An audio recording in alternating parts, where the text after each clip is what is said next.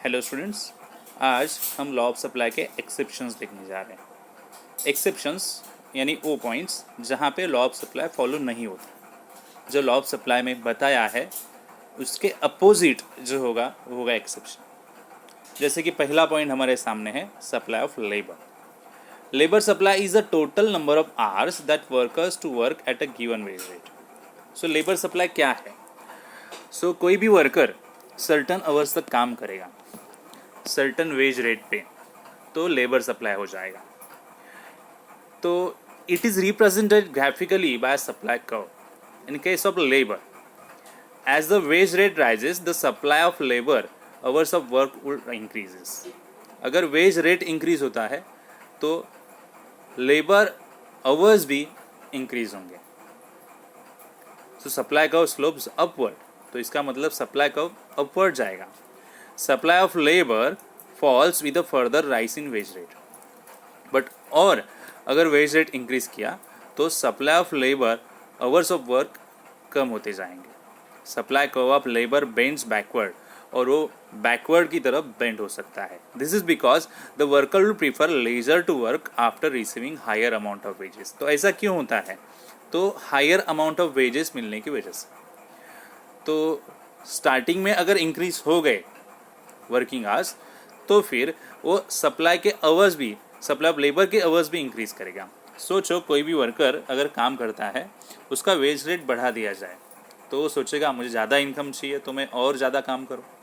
But उसका income और ज़्यादा बढ़ा दिया तो वो सोचेगा मुझे तो ज़्यादा इनकम मिल रहा है तो मैं ज़्यादा काम क्यों करूँ, मैं सर्टन आवर्स तक ही काम करता हूँ। तो लेजर जो है, laser of point, laser of work, वो सोचेगा अगर उसे हायर अमाउंट ऑफ वेजेस मिला, so this after certain point, some point के बाद वेज रेट राइज होता है तो सप्लाई ऑफ लेबर बढ़ेगा नहीं, कम होगा। It can be explain with the help of a backward bending supply curve, table number 4.4 and figure number 4.5। तो आगे देखते हैं किस तरह से ये हो सकता है। तो देखो यहाँ पे टेबल भी दिया है और ग्राफ भी दिया है। So concentrate, veg rate per are 100 था तो वर्कर 5 आवर्स पर दिन काम कर रहा था, तो उसे कितने मिले? 500 मिले। तो उसके veg rate per are 200 rupees कर दे, डबल कर दिए। वो सोचा थोड़ा 7 आवर्स काम कर लूँ तो मुझे कितना मिलेगा? 1400 मिलेगा।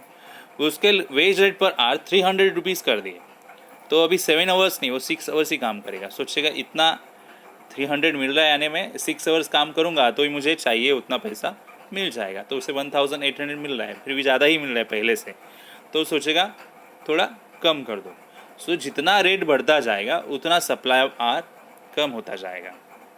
तो यही इंफॉर्मेशन ग्राफ में किस तरह प्रेजेंट की है। वेज रेट जो है यहाँ पे एक्स एक्सिस पे बताए गए हैं, यहाँ पे, एंड वेज रेट जो है वाई एक्सिस पे बताए गए हैं, और एक्स एक्सिस पे बताए गए हैं supply of labour, hours of work. Okay, तो यहाँ पे 105 जो है फर्स्ट पॉइंट यहाँ पे लोकेट हो गया, सेकेंड पॉइंट 207 यहाँ पे लोकेट हो गया, एंड 306 यहाँ पे। तो सप्लाई कर्व जो है डायरेक्शन देखो किस तरह से गया, पहले सीधा गया ऊपर की तरफ और फिर बेंड हो गया और पीछे की तरफ गया। तो बिकॉज ऑफ यहाँ पे पॉइंट दिया है लेबर सप्लाई, और सप्लाई ऑफ लेबर जो है ये एक्सेप्शन बनता है। लॉ ऑफ सप्लाई हमें बताता है अगर प्राइस कम है तो फिर सप्लाई उस तरह से चेंज होगी, प्राइस हायर है तो सप्लाई भी हायर होगी। सप्लाई ऑफ लेबर डिस्क्रिप्शन दिया है ग्राफ और टेबल का। सप्लाई ऑफ लेबर यानी hours of work is shown on X axis and wage rate per hour is shown on Y axis. The curve SAS represent backward bending supply curve of labour, और यहाँ पे SAS जो curve दिखाया है वो backward bending curve है।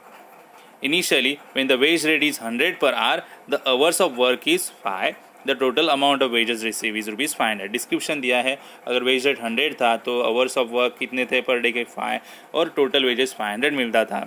When the wage rate rises from 100 to 200, hours of work will rise to 5 to 7. As total amount of wages will arise from rupees 500 to 1400. At this point, laborer enjoy the highest amount, that is 1400.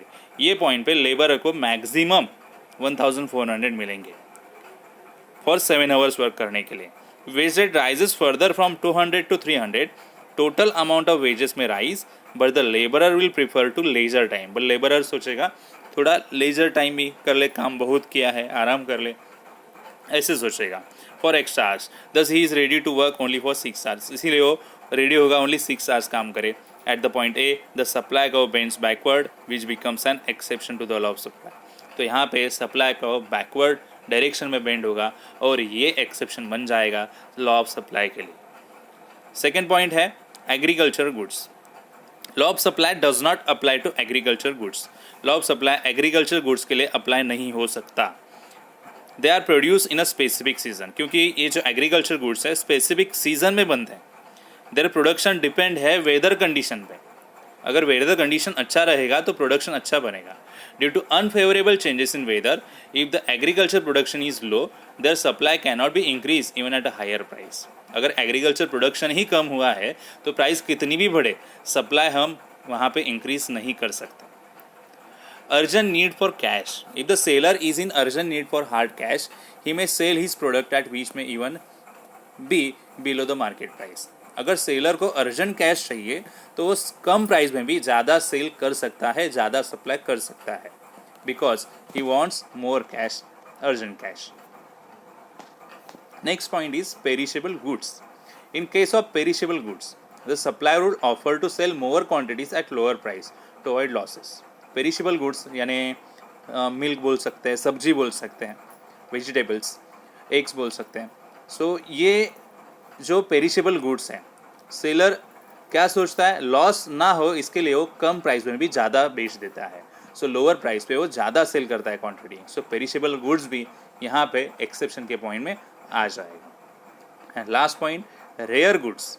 The supply of rare goods can not be increase और decrease according to its demand. जो rare goods हैं जिनकी quantity पहले से ही कम है, ऐसे goods price कम ज़्यादा होने की वजह से डिमांड कम ज़्यादा नहीं हो सकती या फिर सप्लाई कम ज़्यादा नहीं हो सकती।